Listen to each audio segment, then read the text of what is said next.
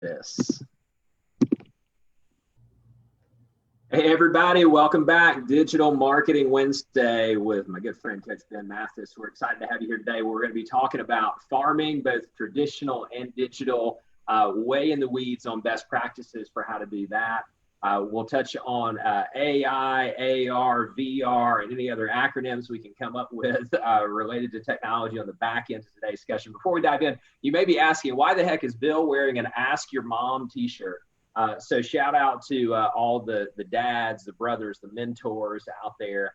My kids gave me, actually my wife gave me this t-shirt for Father's Day with one rule. And the rule was I could only wear it on Father's Day. So the kids could come to me, ask a question, and I would just say, read the shirt. And then here it is, obviously not Father's Day. It's a few days after that. And I busted it out again this morning. It seems to be working well. So moms, I'm sure you could find an Ask Your Dad shirt that you could wear if applicable and deflect your young children to them. You didn't come here, though, to hear about my t-shirt collection. You came to hear about farming. So, Ben, as you and I were prepping for this, this is a topic that's come up a lot more recently as clients or just people in the real estate business have been asking us for strategies about uncovering listings in a really tight inventory market that we're experiencing pretty much all over the country. So would love for you to get us kicked off with any general thoughts that you have, and then go ahead and let's start digging into farming, shall we? Yeah, absolutely. I need one of those shirts too, Bill, so send one my way, because I'll just wear it 365 days a year. I wouldn't wear it one day a year. Yeah, sorry, Laura, my bad. It's on the way. Well, just wait. So, yeah, you got to answer to her later. Yeah, farming. So farming is an interesting piece that's come up a lot lately. And I think part of it is our clients that we coach, and then also just people all around the real estate industry are looking for ways to diversify their lead streams or their lead pillars on their lead stool. So they're looking for ways to create more business. And in most markets, that's always a caveat, most markets, there is a listing inventory shortage. There's just not enough houses to go around. New construction is not catching up. It's not keeping up with the demand. Resale listings are just not there. It was already depleted going into this year. And in the past 60 days, we've just seen it get hit even harder. So right now, people are trying to find other ways to create listing inventory. So I think that's why farming has become so prevalent. The other reason I think it's interesting is because whenever I hear the discussion around farming, it's always an or discussion, right? It's not an and discussion, which we've talked about on previous calls and previous webinars that we've done. Sure. We're big fans in the coaching company of the word and. You know, how do we do this and go do this? How does this help this and this? And when it comes to farming, I typically hear that you either do it the traditional method, which we'll get into the details of that today, or you do it the digital method, which is kind of the new wave movement of doing it. But you don't do both. And the play that we run is a really good combination of both methodologies, just because we've seen it work. And I always think there's a lot of variables here too. So we're going to talk frameworks today. If there's enough people on the webinar today, Bill, I might give away the super secret formula. If not, I'll just have to leave y'all in suspense and never tell you what it means. But it is one of the best frameworks that we've worked out over the years of how to accelerate your farming efforts. So that's kind of the outline for the day. Where do you want to jump in at? Yeah, I mean, I think just a couple of programming notes before we dig in. Those of you who are watching this live, feel free to say hi in the comments or drop your questions below. We'll leave some time for Q&A at the end. Ben, I think let's just go ahead and dive right into the framework and why farming and why it makes sense to consider that as one of your pillars. Yeah, good question. So farming in general, if you can establish yourself an area farm or a geographic farm for yourself, you pretty much have a guaranteed amount of business coming in, given that you do the activities you did to acquire that farm. So it really is one of the more stable pieces if you figure out the formula for that area. So when we think of farming, I always think of three main things that really define how I choose a farm. Because that's one of the biggest questions I get is, how do you determine what farm to go into? The first thing I always think of is, what's the size of the area that you're going to go after? And this is a really big question, because it's going to dictate your efforts down the line between the marketing and prospecting and activities that you do. The size will really dictate that. If you go out and take on a 10,000 person farm, but you can only send one mail out to that person, that farm, and that's all the money that you have budgeted for it, you're probably not going to get the results that you want to get out of that. However, if you have a 20-person farm, you might not have enough turnover in that farm to be able to go about, producing enough business to be a stable part of your lead generation funnel. So really, when I think about it, I go size of area. I usually start geographical, right? Start on a map, pick an area that you know that you like, that you want to sell houses in. And then I go from geographic down to demographic. I look at who is buying in that area, who lives in that area, how long are they staying in that area, all the different parameters around demographics. And here's the thing I'm looking for is there a niche for me to fill in that community? So the two ones I usually give as an example to help you think outside the box a little bit is, if I'm in a golfing community, is there a niche right now that I can brand myself as the real estate agent or the team that is going to help golfers find their perfect golf property or home on a certain course? Or if I notice that the area has like 6 dog parks in it, then I know my marketing is going to be geared towards people who love dogs because of all the dog parks in the area. So you're really thinking about, is there a niche for you to fill in that area that aligns with something you're interested in, whatever it may be. So that's the first one we look at: size of area, geographic, then demographic. The second big thing we look at is more in the numbers now. So we're looking at turnover of that area. And that's the number of sales over the past 12 months. I like 12 months. Some people say go back 24 months. The way our market runs, things go so fast in Raleigh that really you look back at the past 12 months to see what's going on. And what you're looking for, the range that I typically try to fall in is 5 to 7% turnover.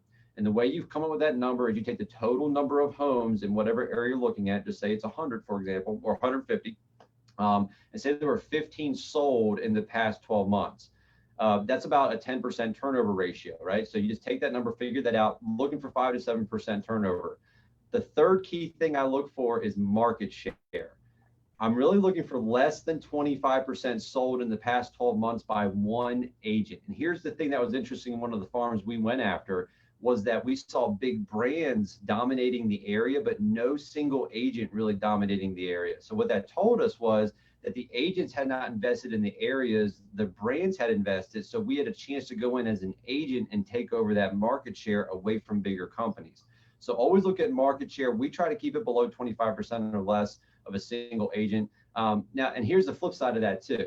If I saw an agent with more than 25% market share, it probably wouldn't stop me if I really wanted to go after that market. And the reason is because those people in that area, maybe they're looking for a different option. Or you look at that agent and say, what did they do? What's their service list? How am I different? If I'm different enough, and I think I offer different things than they offer, then I'm going to go in there and try and take away some of that market share from them. And you're going to have a fight on your hands. It's a little bit harder, but there's still opportunity there. So if everything else lines up for you when you're looking at your territory, don't shy away just because one agent does have 25% market share. There are some areas where we've gone in and we started competing with agents in there, and we actually got a call from someone saying, we've been here for 20 years, you can't take our market away from us. And we found out that the consumers wanted a different option. So in that regard, there is an opportunity there to take away market share if you talk to the consumers and find out what they want. So those are the three big things: size of area, turnover, and then market share. That's where I always start at when I'm looking at a farm area. Bill, anything to add to that? Well, I'll just make two quick observations. What you're saying, just as a reminder, it's about agent market share, not firm market share. And I know you mentioned that. I'm just reiterating that for the folks at home. It's about loyalty to that individual. And then to Ben's point, what you'll sometimes see is if someone does have a high market share, they might have just sort of fallen into that because they live in the neighborhood. So analyzing what they're doing, if they're not doing anything particularly special, and they just get it because they live there, I think that's a really good opportunity to go dethrone the incumbent in the neighborhood, so to speak. So I really like that. One question connected to this, Ben, you might address, and maybe you're going to touch on this a little bit later, is frequency of touches kind of in the traditional sense, because that's going to be part of that recipe of determining the size of my farm. Because if I'm mailing once a quarter, then it's a difference than if I'm mailing once every 2 or 3 weeks. So feel free to either grab that now or later, wherever it fits into your gig for today. Bill, always trying to get ahead here, man. Well, you know, Like 10 miles down the road on me here. yeah, okay. I'll be patient. I'll be patient. No, patience is not our behavioral style. We're not patient here. We run as fast as possible. No, it's a really good question, and it really goes back. The answer is it depends, right? Some agents, I'm always saying to people, you can get wherever you want to go as long as you're committed to spending the time to get there. So you can go as slow as you want or as fast as you want. And there is a difference in the methodology behind all of this. And we're going to give that recipe out in a little bit around the frequency of it. However, what we've seen is most times when people hear farming, they think of one postcard, one time a month, and then it takes 18 months for it to produce the result. There's a way to shortcut that. There is a way. Now, it's more muscle behind it. There's more dollars behind it, but there's a way to do it in a manner that you can start seeing results a lot faster. And we actually have a whole game plan drawn up around that we've executed, and it's producing good results for us right now. And I use it anytime I'm going into a new community. So frequency is a really good thing to think about on the marketing side of things, because there is a heavier cost if you're going to send out 2 postcards a month, for example, to a 1,000-person farm. And then you have to ask yourself the question, would it be smarter to go to a smaller farm, hit them more frequently versus just one time a month to a larger farm? And that goes back to the market share, and it goes back to the turnover numbers, that if you see less homes turning over, maybe it's better to concentrate on that smaller market share. If you see more homes, maybe it's better to go bigger. So the famous real estate answer, Bill, it depends. Right. Yeah, which is the classic answer I offer a lot of times. It frustrates people. So something maybe we dig in here a little bit too, because you're touching on something that, and if I'm stealing your thunder, tell me to shut up, please. So go back to your analogy of 150 home farm area, 10% turnover, 15 transactions a year. So one of the questions I often hear is how do I know how much to spend? And there's kind of 2 ways to approach that, right? There's the approach that is the frequency versus size approach, which we're going to talk about. And then the other potentially is an ROI approach and backdooring your way into that. So let's kind of play this out for a second together. If I've got 15 homes that are turning over every year, and I say, all right, conservatively, I'm going to say, I'm going to go get 20% of those 15. So I'm going to get 3 deals out of the farm area, just as a thought exercise. And as we all know, that if it's a $100,000 home, that's a different formula than if it's a $500,000 home. And so the real easy math there that you guys at home can do is just look at that and say, well, if it's 3 deals at 100,000 each, let's call it $9,000 in GCI, just to keep the math easy. So $9,000 in GCI is going to justify a very different budget than $45,000 in GCI is going to warrant, as you're thinking about how you're going to control your traditional or digital ad spend. So maybe either build on that now or as part of the formula that you're going to get into in just a second, because I know, Ben, that people are on the edge of their seats right now, waiting on you to decipher that cryptic formula you posted about an hour ago. I don't know, man. If they're not excited about it, I can't share it. You know, it's too good to pass that up and not tease it out a little bit. So I don't know. You know how we operate. We like words of affirmation. We like to hear that you guys are enjoying it. So if you guys want to know it, I have to know that you want to know it. Otherwise, we're just going to go talk about artificial intelligence for the next 30 minutes, which is fascinating to me too. So Bill knows, you give me a platform to talk on for an hour, we'll be up here for an hour talking about something. But no, go back to that point, Bill. That's a really, really good observation. And it's a really good question for you guys to jot down in your notes. How much are you willing to spend to obtain a closing? How much are you willing to spend to obtain a closing? And this goes back to knowing your numbers, right? You have to know your numbers really, really well on your marketing, but then also on taking down a listing. How much is your spend on that listing, the marketing of the listing?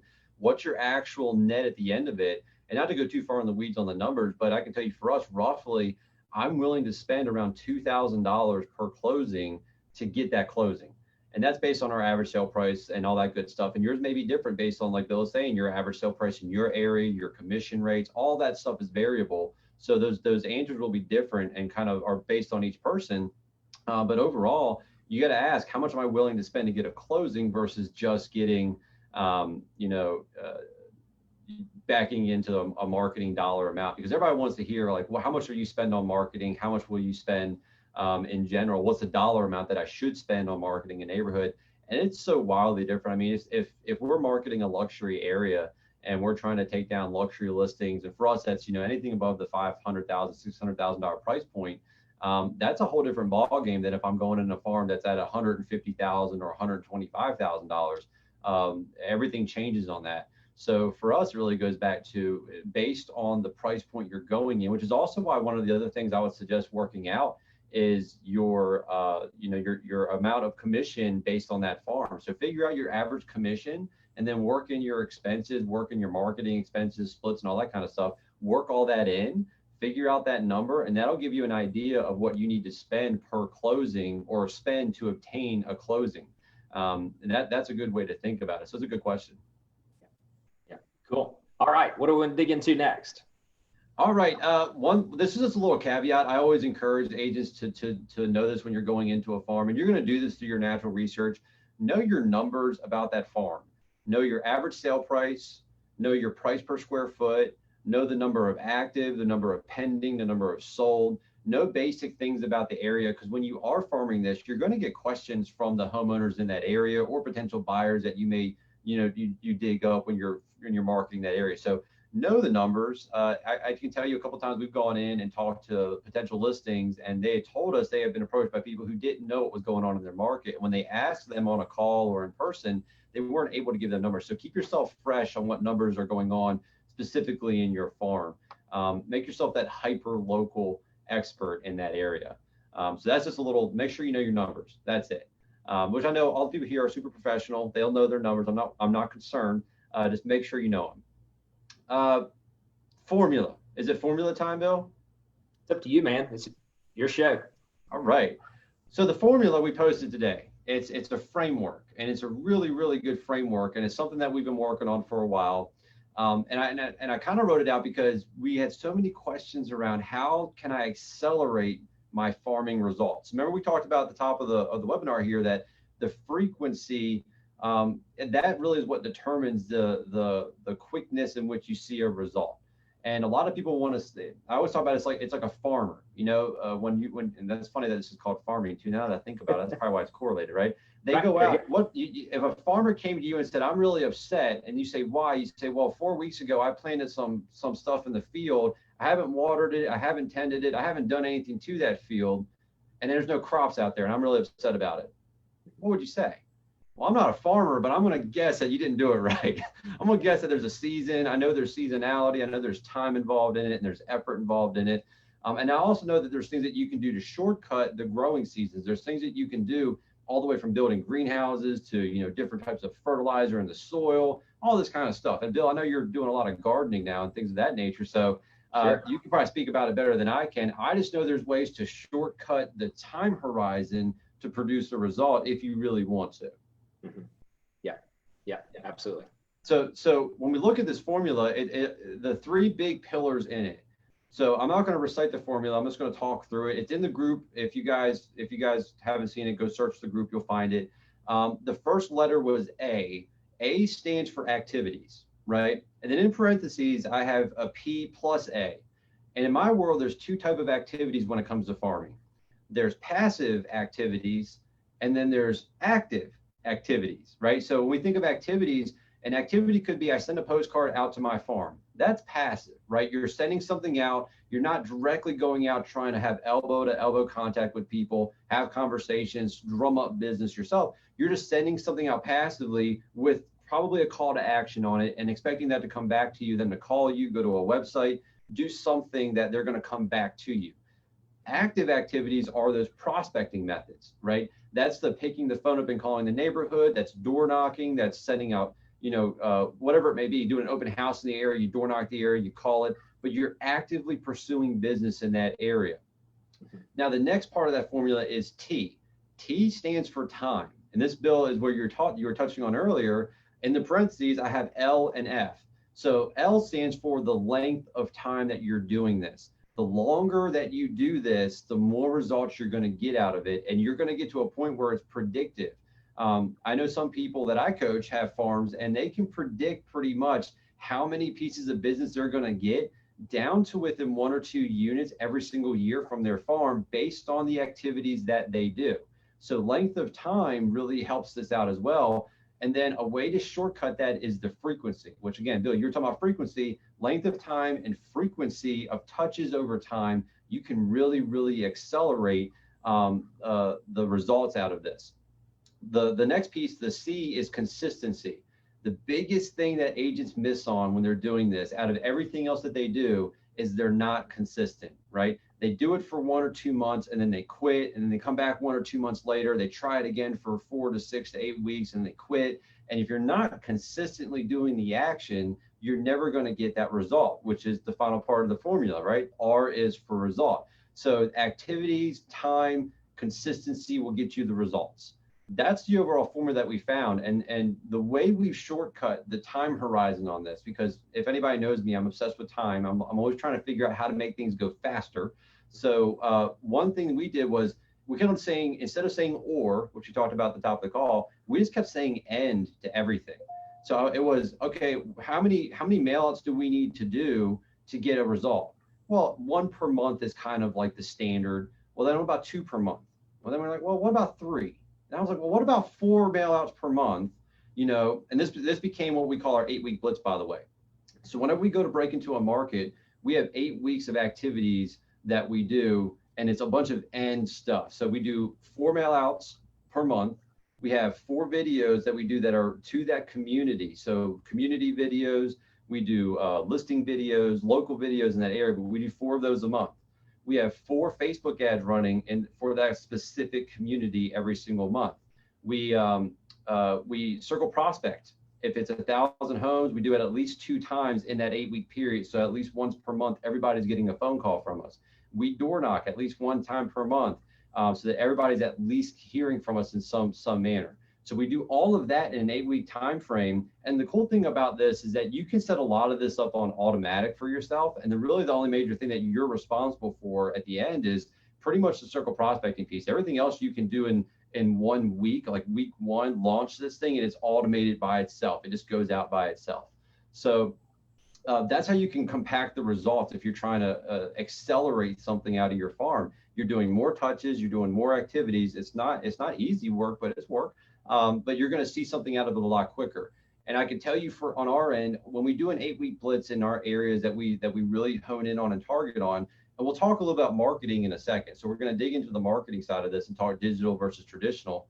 But when we dig in on this, in that first 8 weeks, we usually dig out between 4 and 8 new listings in that first 8 weeks in a farm area. And then it'll consistently give us 1 to 2 over the course of for the rest of the year. And then if we decide to stick with that area and we like the results coming out of it, again, looking at the cost that we're putting into the farm, the marketing, then taking the listings and all that good stuff. What's our net at the end?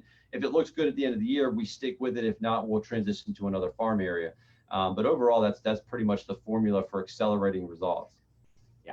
Yeah. Well, and you make an interesting point too, Ben, on the frequency piece. So go back to your farmer growing the crops analogy. The frequency is kind of like the watering. And so if we're just going to sporadically water, then we're going to get sporadic results. And if we're going to water effectively, then we're going to get more and more predictable results over time. Inevitably, the folks who are watching are thinking, oh my gosh, I heard 4, 4, 4, 4, 4. I lost count of how many 4s there were in that plan.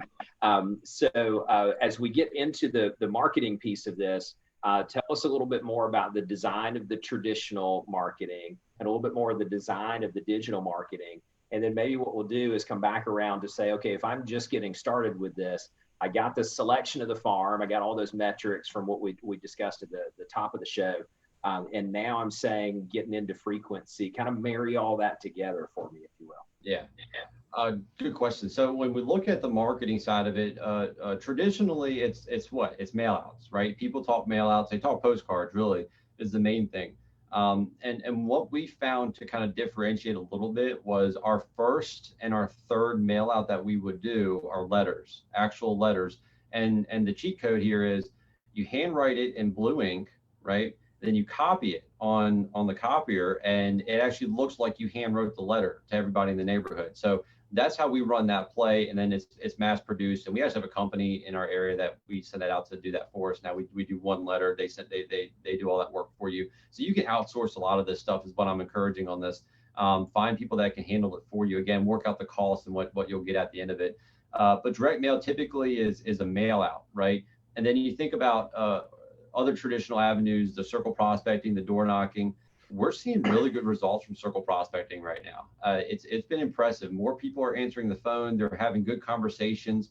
A lot of them they don't have the information that you think they would have. So those avenues are still pretty decent in terms of the traditional side of things. Other things you could do in a farm area if you want to kind of do bigger things at one time, but kind of set it up in an event style, is that you could sponsor community events. We know several people who have had lots of success from food drives or doing I know someone did a shred event recently, things like that you could do in your community that can get your name out there. You can promote it. It's in your farm area. So then all that plays into coming back to you, or you can even do the virtual seminars or in-person seminars if they're allowing those again. Seminars are a great way to connect with your community, find your community resources or your leaders there, and touch on that with them.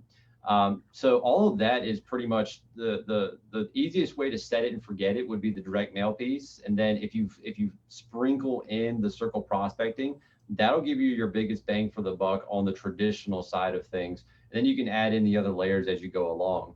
On the digital side of things, I'm sorry, can we pause there for just a second? Because I want to stick with the traditional thing for just a minute, if you don't mind, because I know a question that comes up all the time, and it's probably going to come up in the chat here in just a second, is about the design of the postcard.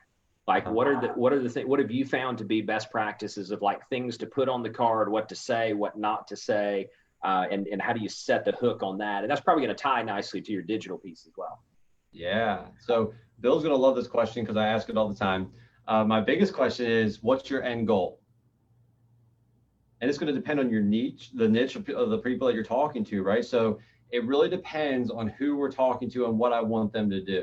So each marketing piece that I send out will be a little bit different. So every single one it's not always going to be a right hook of, call me to list your home today.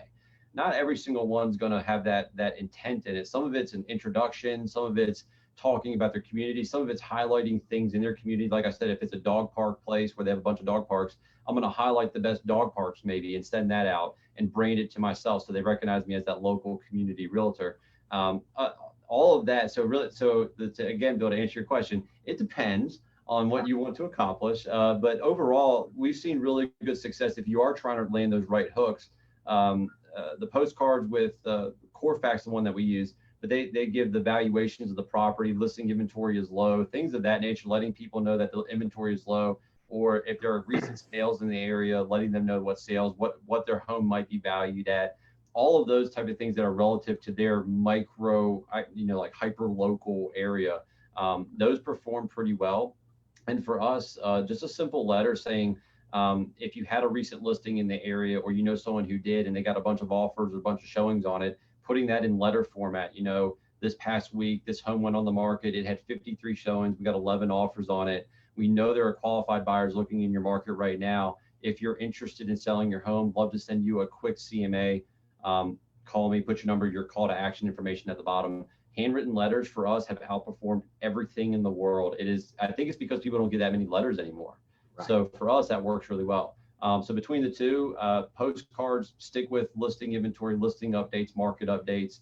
And again, you got to think through like the sequence of all of it. So what are you always just landing right punches, or are you doing a little bit of branding in there as well, and changing up that a little bit on your potential prospects? Yeah, it's a great point. I know one of the things, actually two thoughts on this that we've seen perform really well is balancing the logic and the emotion in the direct mail pieces. So we see a lot of folks who do the logical stuff, not that that's wrong, it's perfect, is the results based, and here's what's going on with pricing and those things. And use it as an opportunity as well to layer in more of the emotional stuff that might include like an image of, with their permission, an image of your past client seller for your just sold. And it's a picture of them with a little word bubble that says, we had no idea that we were going to get 13 offers on our house. And thanks to the marketing game plan of the Mathis Real Estate Group, we did that and it sold for over list price in 3 days or something. So you're sort of positioning the same message, however it's landing in a client testimonial format. with a picture of their neighbors on there saying that. So you're able to land that punch from a third party perspective, as opposed to us just sort of talking at them. I think you make a great point on the handwritten letter too. Don't forget, folks, as part of that, handwritten on the envelope as well. So don't go the effort to handwrite or somehow mass produce a handwritten thing and then put labels on the front of it. Hand that off to a kid who's looking to make some extra money this summer. Give them a list and a handful of pens and turn them loose on handwriting this thing. Or there's some companies that'll do that for you. I mean, there's robots with pens that will write them. So those are possible things. Anyway, back to you. Just want to sprinkle those in. Oh no, you're spot on. Thank you for sharing all that. Yeah, the robot with the pens, that's part of the AI, right? I mean, they're getting so smart now that they can mimic your writing pretty much and then write whole letters for you. And your writing is crazy. Yeah. So yeah, that's something to consider as well. Again, I encourage you in all of this. I'm always looking for ways to outsource this. And then for us, one thing, if you're looking at this going, the cost side of it is what's prohibitive. Think of creative ways to get help get it paid for. So get your lender partners, get somebody you work with, following all the RESPA rules, of course, the typical disclaimer jargon, insert that here. But everything else, make sure you're following the rules, but get people to partner up with you. I think it's a great idea to kind of share those costs a little bit. And lenders or people of that nature, they're usually willing to do that kind of stuff with agents in the area. So don't be afraid to explore that to help kind of bring down the cost a little bit. And if that enables you to do up the frequency or the size of your farm, it's worth considering. Yeah, absolutely. So how do we marry the traditional with the digital, since after all, this is Digital Marketing Wednesday? I know. The digital side's a lot of fun, actually, because there's an in the weeds version that I'm going to give you the high level view of.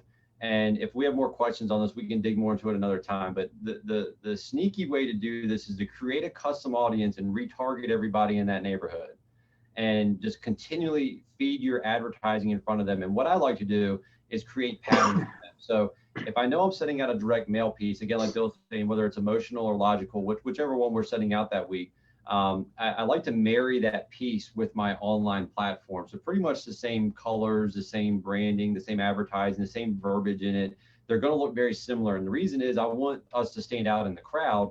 And the way we do that is through frequency. So I know that's going to cost me typically to send out a mailer to my farm at least $1 to get in front of one person. I know that for my Facebook ads, it's going to cost me about a penny to get in front of that same person. So I can just keep on dropping that ad in front of people consistently with my Facebook ads, while at the same time, if they happen to pick the mailer up and they look at a Facebook ad, I'm everywhere at that point. And that's what we want, is to be everywhere. We've gotten that comments from people before. They're like, I just saw you advertising everywhere, so I figured you were good at what you do. And we said, thank you. But the custom audience piece is what I would do. So I would pull the list. And there's several data sources out there that you can pull a list from. They vary by area, so I would suggest testing them out a little bit, seeing which ones actually have good data, good numbers, good emails. The biggest things you need from those lists are emails and their names, so that you can upload that into the back end of Facebook, and then you can make a custom audience and target them, so it's just going to hit those people. You can also do this geographically, but since it's a housing ad, the restriction side of Facebook has it that it has to be a 15-mile radius, which is pretty large. So if you're targeting 1,000-person farm, then you're running an ad to all 15-mile radius of your city. It can definitely pull in people that are not in your farm area. So then it can dilute your message a little bit that you're trying to target. So I like the custom audience, pulling the data list, uploading that, creating my advertising around that piece. We love Facebook ads on this. We've started experiencing somewhat with Google and YouTube just to see how it would function for us. It's been okay on that front. We're still tweaking things there, but for us, Facebook, mimicking whatever direct mail piece you send out. And the biggest thing on all of this is wherever you're doing, again, going back to what is your end goal? And our end goal is actually to start a conversation, right? For me right now, it's not about getting them to list their home with me. It's to get them to come talk to me so then I can set an appointment, so then I can go and list their home after that. So right now I need to create a conversation. Typically, the most typical way to do this is to offer them a CMA on their home or a home valuation, right? That's just the simplest way that we found to do it. So that's a good start. And some additional ways that you can create, additional opportunities for yourself is thinking outside the box on what would make someone want to have a conversation. What other items of value can I offer to people to get them to come back and potentially either go to a website, download something, contact us on our Facebook page, whatever it may be. So Facebook ads marries really well with the direct mail pieces because then it just follows them around. And if it looks the same, again, you're creating that pattern for them. The other things I would suggest doing is also when you're looking at the Facebook ads, maybe even doing a video blog. I think videos are still super powerful. They have a lot of organic reach. Doing a video about that community, about a home in the community, about a certain type of builder who builds homes in that community. You have so many opportunities there to highlight things within the community, and then you just broadcast it out there. So again, thinking through branding versus lead generation, those two funnels that you would create, this is more of a branding play for yourself. But video overall holds its own really, really well. And then an additional layer to this would be to create a Facebook group, if there's not already one, around that community. Start adding people in that area into the Facebook group, put information in there about the best things to visit, things to see, places to eat, things to do. Create a resource group for them. You could even do that with the website too. I think creating a hyper-local website to a community is a really smart play in the long run. Again, this is a longer play here, but the way you can make it go quicker is by putting advertising dollars to drive people to that website. So Google's going to see interaction. They're going to go, oh, this is a really important website. So if someone Googles, homes for sale for us, North Hills is one of our farm areas, homes for sale in North Hills, they're going to push that one up because it's all about that community, all the blogging content, all the links, everything is linked about that community. They're going to push us to the top in the results. So organically, you're going to start ranking because of the paid advertising you're putting behind it. So always just be thinking through, where do you want to drive all these people to? Where are you pushing them towards? Whether it's the direct mail, the Facebook ads, or a Facebook group, push them towards somewhere to continue the conversation with you to start. And then you can start landing those right hooks, to ask for a listing appointment or get them to be a client. Sure. Well, you make a really great point on the niche websites, the community websites. So I want to touch on that real quick, and then I want to circle back because we had a question come in about Facebook ads and custom audiences that I think we should probably grab for now as well.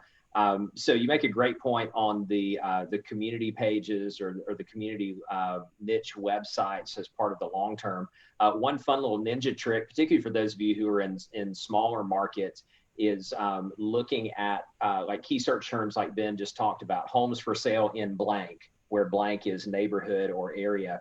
And what we see in a lot of the mid-size and smaller markets is there's not really any hyper-local pay-per-click going on. And so that's a really cheap, easy way to shortcut that. You're not going to get a massive quantity of leads. However, it's not going to be very expensive either. So you can run really cheap Google pay-per-click on search terms like homes for sale in Pine Ridge or whatever it is, and then drive those in. So you're getting the organic that Ben's talking about, and you're getting super cheap paid traffic into that. And now you're sitting in a listing appointment and you're showing the seller the neighborhood specific landing page or niche website that you created and how you dominate Google for that search term. And it's fish in a barrel. So question came in from Lisa. Thank you, Lisa. Her question was about, is this a post that you're promoting or is this an ad that you're running? And as you answer that, maybe also give them, if you don't mind, a couple of suggestions on services they could go use to find these custom lists now that Facebook won't let us do a tight radius on GA. Yeah, good question, Lisa. It is actually an ad that we built out on the back end. For us, those perform better. And it gives you more options when you're building them out on the back end, the objectives. So you get to tell Facebook, the algorithm, more of what you want to do. Do I want more traffic to a website? Do I want more engagement with my post? Am I trying to get video views? Am I trying to get lead generation where I'm capturing information? So the options to do more things and tell Facebook what you wanted to do are greater on the back end than the front end. And you get to detail more about the audiences and all that kind of stuff. And so for lists, again, this is a little bit more 201, 301 stuff, creating lookalikes off of these audiences. Again, Facebook guys, and we're going to get in artificial intelligence here in a minute. Its algorithm is really smart. It's really, really smart. It knows more about you than you think it does. And it's kind of scary when you go back and look at what it knows about you. And it knows that about a lot of people and they have no clue. So creating a lookalike audience where, say you have a list of people in a community and they match, you might remember we did the research, they match the geographic area, the demographics you're looking for.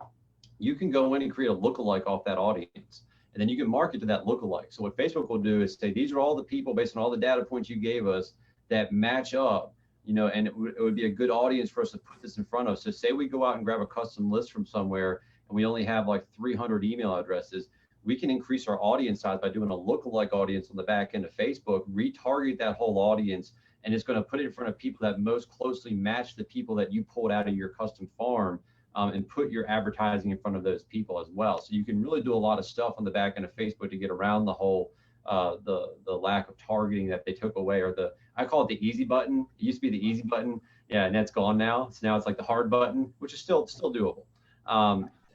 As for custom sources, I'm going to give you guys something today that I haven't said to a lot of people. So if you're on this, you're gonna enjoy this. There are more custom data sources out there that you don't know about than you do know about. If y'all are following with me, that means go look for other custom data sources. The ones that we always recommend because they work really well: Cole Realty Resource, Mojo has farming lists on it as well. RedX has some good lists on it. Again, these are highly area dependent. So sometimes they work really well in certain areas, and sometimes they absolutely suck in certain areas. So that's the caveat there. You have to go test that out. For us, Cole Realty in our area works really, really well. They give you a lot of depth of information. Plus, they're consistently updating the information inside of their system. That's the other thing. If you have a choice between buying a list or renting a list, always rent it because the data gets updated. Whereas if you buy it, it becomes static data. And as we know, people change all the time. Their lives change, their where they live at changes, all that changes. So always rent a list. But I'm going to say it again, and this is me feeding, this is between the lines now, Bill. Right. There are more places to get data from than you know about. So go look. Mm-hmm. Mm-hmm. Yeah, good point. So let me make one additional sort of clarifying comment on some things, and then let's transition, spend about maybe 10 minutes or so here on the AI, AR, VR thing. So the topics that you're talking about right now, I can imagine there are people watching who might be getting a little glossy-eyed on custom lists and lookalike audiences and objectives for ad campaigns and stuff like that. Good news, Ben created an entire course around all of this stuff. So everything he's describing right now are in sessions 4 and 5 of the digital marketing course that he wrote, which is available for only $99 for the entire course on demand. I'll drop a link in the comments after today's show is over. So if you have no idea what he just said and you want to know how to figure out how to do it, not to worry. He taught a hands-on screen shared session, actually entire course on how to do that. So I want to make sure I hit that point. So let's take that and let's roll the ball forward now into the preliminary discussion on AI, AR, and VR, and just sort of tell us what you're seeing out there and what we might want to keep our eye on. And I might have a thing or two to share as well. Yeah, so really, if you think about it, and this is something that, again, we were talking about this before, Bill, Elon Musk pretty much said this: you're already a cyborg in essence. People forget about this. How many of you can go anywhere without your phone, right? It's attached to you. It's a piece of software now, and this sucker knows a lot more about you than you think it does too. I know every day my phone says, you're going to call these people at this time before I know I'm going to call them at that time. And they suggest their numbers to me, all this kind of stuff. So you're already a cyborg. That's the first thing. So be okay with it. And really true artificial intelligence, it's technology that really learns on its own, right? So it draws conclusions on its own. It can solve problems on its own. That's really that. They haven't come up with that yet. However, the next 5 years, they think they will. Most of the stuff today is what they call advanced machine learning. So that's where you have predefined inputs, create predefined outputs. So in essence, you tell it a certain number of variables, if this, then that, and then it'll spit that out on the other side for you. And here, the big thing about all of this is to keep your eye on is reduce manual input. The number one word that I always come up whenever I look into artificial intelligence, because I'm super stoked about it, I see so many efficiencies. That's my word. Efficiencies is what I see coming our way. So I think there's going to be a lot of things that they're going to roll out that we'll see between the artificial intelligence side. The home search piece is going to be interesting. I'm seeing them do stuff with lead quality. They're able to run data points now based on people searching on websites. I know Zillow does this. They have thousands of data points based on people, and they can differentiate now between someone who is a serious home buyer versus someone who's just kicking the tires based on the way that they searched on a website. So their actions they've taken from thousands and hundreds and millions of other interactions before them, they're now rolling that data forward and coming up with a pattern and correlation to say, this person is most likely to buy or sell versus other people.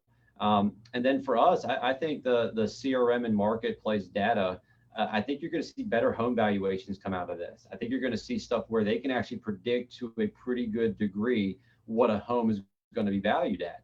And I mean, you just go back to some of the new tech on the market. It pulls in 10,000 property attributes right now to value to put a valuation on a home. Some of these enterprise level systems that are coming down the pike.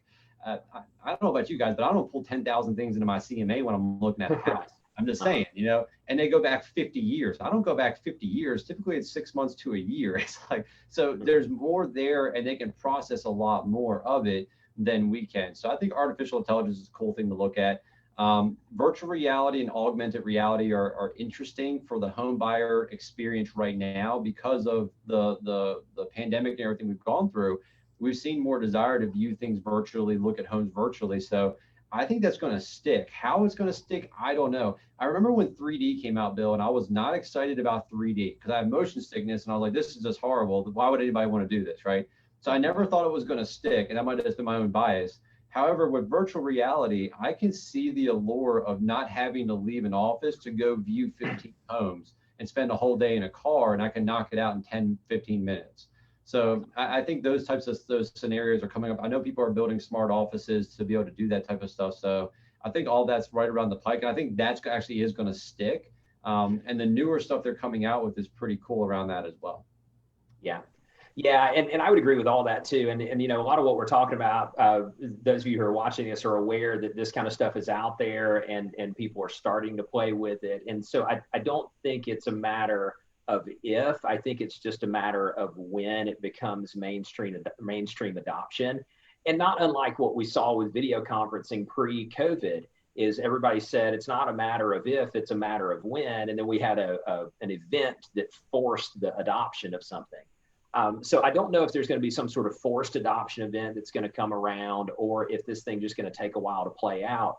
One of the easy ways to think about when the consumer will demand it en masse is any of you who have teenage kids that are either yours or in your life, and think about how many of them are immersed in some sort of a video game experience that is so close to real life. 10 years from now, those people are going to be buying houses. And then they're going to be buying and selling houses for the rest of their lives. And they're going to have their entire life built around technology that's a three-dimensional interactive experience. That's not to say they won't buy homes in a traditional way. That's just to say it's going to be native to them. Much like for those who are in the younger generation, all the stuff that we're talking about is already native to us. We can't imagine conducting business without it. There's another demographic wave that it might take a decade to get here. Who knows? However, if you're starting to kind of play with that stuff now, I think it's a fascinating thing to be poking around at. So any thoughts on that before we wrap up? I think you're spot on. I think the thing to always watch out for is, does it make anybody's life easier? Yes. And then when that becomes mass adopted, that it makes people's lives easier, or it's a better way to do something, then you'll see it go on a viral scale where people will take off. They'll really get their hands in it. And that's what I always keep my finger on when I'm looking at new technology that's coming out do we see this having the potential to go viral because it will make their lives easier. I look at all the processes right now, things you're seeing happen. Just look at how Zillow came about, right? It's because it made the home search process easier for consumers that they've taken over that segment of the market now. And you look at other industries, same things happen. So whenever it makes someone's life easier and they can do it on a scale, like a high level scale, that's when you'll see it take off too. So I do think it's coming at some point because I do see it being easier. Yeah. Yeah, well, you triggered an interesting thought on that too, just before we wrap up, because we've got a few minutes left here. It's just the 3D piece as an example of making life easier. When Debbie and I were planning, all of us collectively were planning last year's Business Building and Leadership Summit that we held in Raleigh, the event center, the hotel where we held it, they had a 3D experience of all of their event space that you could do on your computer. So we're evaluating different potential event spaces, and they were one of only two that we found that had that, and it made it easier for us to make that decision without one of us having to come to Raleigh to actually walk the space. So, I mean, that's just a micro example of how that type of stuff that's already there is making everybody's life easier. Final thing I'll mention, and then I'll hand it to you for any parting thoughts or action items, just so this can get archived and go on record. I think it's going to be super exciting to see when someone really figures out sort of the ISA messenger bot at a really, really solid level. Not like a let me know how I can help you, yes or no kind of thing. I'm talking about like flow the whole conversation out. I know you and I have nerded out on this a little bit already. It's on the whiteboard behind me, and we're going to get to it at some point in time. I'm just sharing that for those of you who are here live. And if you really want to nerd out on the potential of this stuff, imagine that a messenger bot converts your leads for you and how massively efficient that's going to be. I know that's not necessarily a new idea because there are lots of people playing around with this right now. The technology is already there.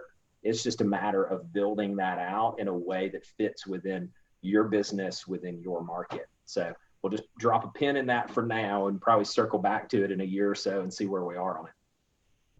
Chatbots, man. Chatbots are the future. There was one that just passed the Turing test this past month. The Alan Turing test, where they could state the human couldn't differentiate if they were talking to a chatbot or a human. They actually passed that test for the first time ever. So it's on its way. There's a couple cool ones in the real estate industry. Love them. I love chatbots so much. It makes life so much easier. Right. Definitely. All right, bring us home. What suggestion do you have for people, either for homework or next steps they should take to keep the ball rolling forward?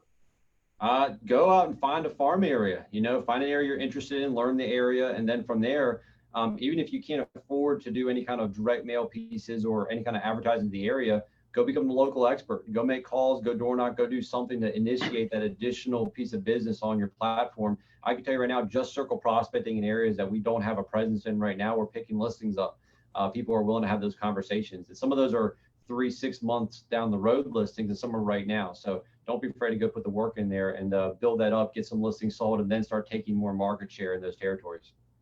Absolutely. Great suggestion. Ben, thanks as always for your time. Guys, we'll see you on Friday at 12 noon. We're going to be interviewing our friend Angie Cole. Angie is going to be joining us for Thought Leader Friday. Last year, her team did 309 transactions for $98 million in sales volume. They're on pace to do about $125 million in sales volume this year. So we'll see you Friday at 12 noon right here in the Facebook group for Thought Leader Friday. Thanks, Ben. Great job. Bye, guys. See ya.